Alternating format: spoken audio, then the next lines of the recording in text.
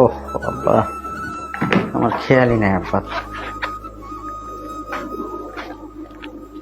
না আব্বা, একটা ফ্রেম কিনে নিও না। নাও। ধরো,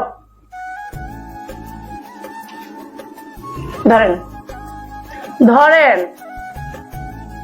কি হয়েছে? ধরেন না। এই টাকাটা কি করবেন? চশমা ফ্রেম লাগাবেন, মেয়ের বাড়ি যাবেন, ফল কিনবেন, বাকি টাকা যা থাকবে ওটা দিয়ে ঘুরে বেড়াবেন, ঠিক আছে? বলে দিলাম।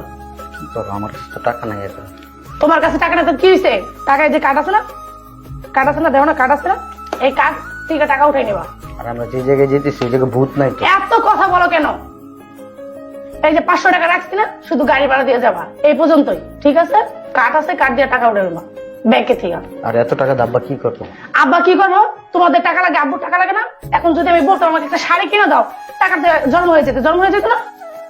তোমার সাথে যে আব্বার তুলনা হয়। বাপের সাথে বোর তুলনা হয় না, বাপ আগে বউ পরে।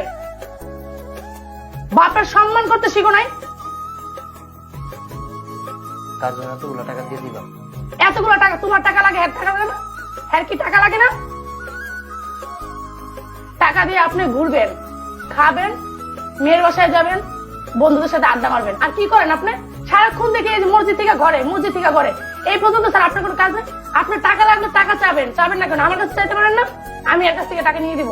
আপনি টাকা না চাই কি করেন? এই ছেলের কাছে চান, ওই ছেলের কাছে চান, সবার কাছে। আমি তো দেখতেছি, শুধু তোমাদের নাটক দেখতেছি।